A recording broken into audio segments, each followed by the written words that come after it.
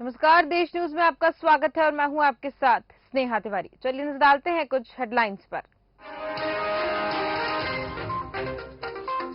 जम्मू कश्मीर में colonel, major, DSP समेत 5 शहीद, 1 लापता, 2 आतंकी मारे गए।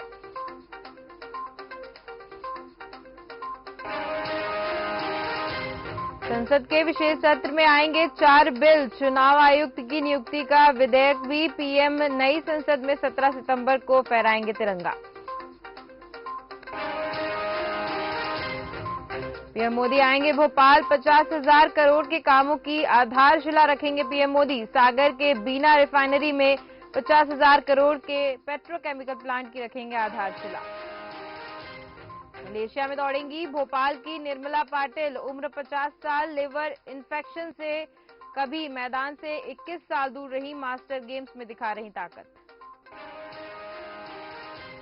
मध्य प्रदेश मानसून में 24 सितंबर तक गिरेगा पानी। स्ट्रांग सिस्टम हुआ एक्टिव। प्रदेश में 90% हिस्से में मध्य से बारिश का पानी का अनुमान। चलिए अब देखते हैं खबरें विस्तार से। जम्मू कश्मीर में आतंकियों के साथ 2 एनकाउंटर में 3 अफसर और 2 जवान शहीद हो गए हैं। वहीं 1 जवान लापता है। शहीद अफसरों में सेना के 1 कर्नल, 1 मेजर और पुलिस के 1 डीएसपी शामिल हैं। अनंतनाग में बुधवार को सर्च ऑपरेशन के दौरान आतंकियों ने सुरक्षा बलों पर गोलीबारी कर दी। इसमें कर्नल मनप्रीत सिंह, मेजर आशीष धनौत और डीएसपी हुमायूं भट्ट और 1 जवान शहीद हो गए। यहां मुठभेड़ अभी जारी है। एक न्यूज एजेंसी के मुताबिक 1 जवान लापता है। आशंका है कि वह मुठभेड़ में गंभीर रूप से घायल हुआ है।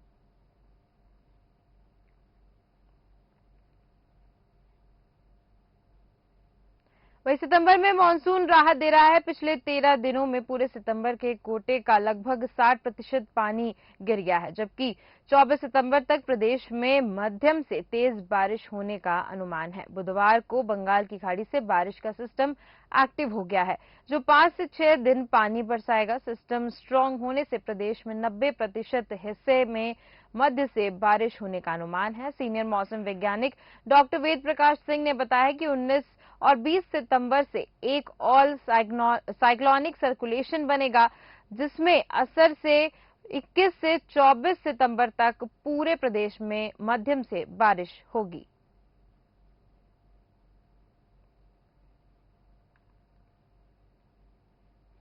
और वहीं गलत जानकारी देकर उज्ज्वला कनेक्शन लेने वाले की जानकारी सामने आ गई है। इसमें ऐसे लोग भी हैं जो सरकारी नौकरी में, आईटी कंपनी में बड़े बड़े पद पर हैं, इनकम टैक्स चुका रहे हैं और फिर भी पीएम उज्ज्वला योजना का गैस कनेक्शन परिवार में ले रखा है। भोपाल में करीब 4 लाख एलपीजी कनेक्शन हैं, जिसमें से 1,09,000 कनेक्शन उज्ज्वला योजना के हैं।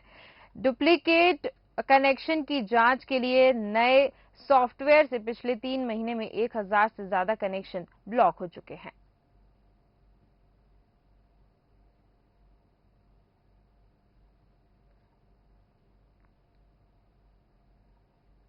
प्रदेश सरकार ने महिलाओं को 450 रुपए में रसोई गैस सिलेंडर को लेकर दिशा निर्देश जारी कर दिए हैं। उज्ज्वला कनेक्शन और अपने नाम से गैस कनेक्शन वाली लाडली बहनों को सस्ते सिलेंडर के लिए आवेदन करना होगा। आवेदन की प्रक्रिया 15 सितंबर से टीकमगढ़ से शुरू होगी।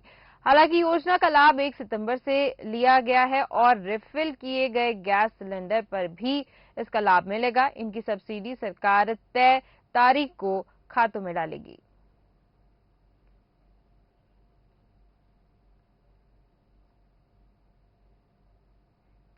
मध्य प्रदेश विधानसभा चुनाव के लिए बीजेपी कैंडिडेट्स की दूसरी लिस्ट पर दिल्ली में बुधवार रात करीब 10 बजे तक मंथन चला। पार्टी मुख्यालय में हुई केंद्रीय चुनाव समिति की बैठक में बीते चुनाव में हारी लगभग 39 सीटों पर रामशुमारी की गई और सूत्रों के मुताबिक इसमें 25 सीटों पर प्रत्याशियों के नामों पर सहमति बन गई है। बैठक में छत्तीसगढ़ और राजस्थान को लेकर भी चर्चा की गई है। केंद्रीय मंत्री और मध्य प्रदेश विधानसभा चुनाव प्रभारी भूपेंद्र यादव, सह प्रभारी अश्विनी वैष्णव, सीएम शिवराज सिंह चौहान, पार्टी प्रदेश अध्यक्ष वीडी शर्मा, प्रदेश संगठन महामंत्री हितानंद शर्मा बैठक में शामिल हुए।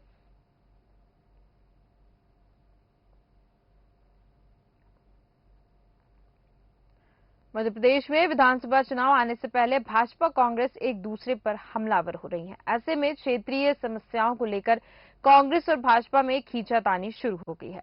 ग्वालियर विधानसभा के सदासवी नगर में सीवर का पानी गलियों में इकट्ठा होने और घरों में घुसने से नाराज स्थानीयों ने कांग्रेसियों की मौजूदगी में हंगामा किया। कांग्रेसियों ने क्षेत्रीय भाजपा विधायक और प्रदेश सरकार में ऊर्जा मंत्री प्रद्युम्न सिंह तोमर पर समस्याओं की अनदेखी का आरोप लगाया है। हंगामा की सूचना मिलते ही ऊर्जा मंत्री तोमर भी मौके पर पहुंच गए हैं। इस दौरान एक दो तीन पार्टियों के कार्यकर्ता सामने आ गए हैं और मामला दर्ज कर दिया गया है, लेकिन बाद में पुलिस बल की मौजूदगी के चलते हालात सामान्य हो सके।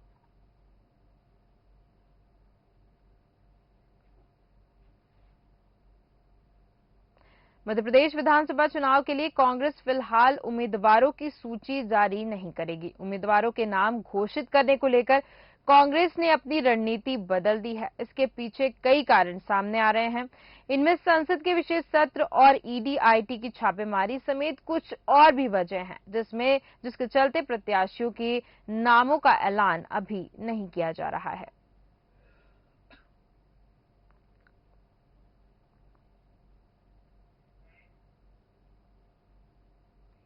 वहीं गंगापुर जिला मुख्यालय पर मंगलवार रात को बनेरिया बालाजी के पास 5 लोगों ने युवक पर चाकू और सरिये से हमला कर दिया। हमले में घायल हुए युवक को गंभीर हालत में गवर्नमेंट हॉस्पिटल ले जाया गया, जहां डॉक्टरों ने उसे मृत घोषित कर दिया। उदय मोड़ थाना पुलिस ने पोस्टमार्टम करवाकर शव को परिजनों को सौंप दिया है।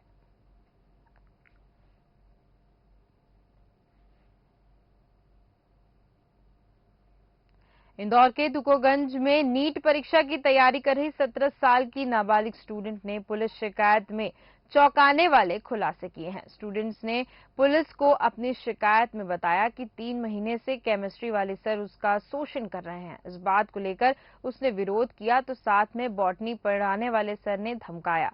बुधवार को स्टूडेंट्स के परिजनों ने एक टीचर को पीटा और पुलिस को भी दूसरे ओर ले गए और मामले में पॉस्को एक्ट की धाराएं भी लगाई गई हैं। करनी सेना भी राजपूत समाज के स्टूडेंट्स के सपोर्ट कर रही है, जिसमें इंदौर में कोचिंग के खिलाफ प्रदर्शन कर उसे बंद करने की मांग की जाएगी।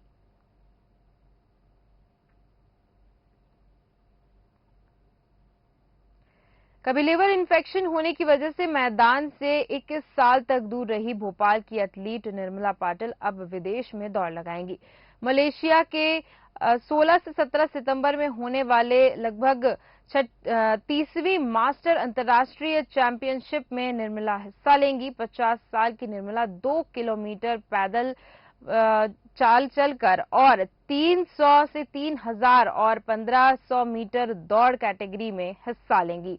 हाल ही में पश्चिम बंगाल के मैदानपुरा में हुई नेशनल चैंपियनशिप में निर्मला ने 1 गोल्ड और 2 सिल्वर मेडल जीते हैं।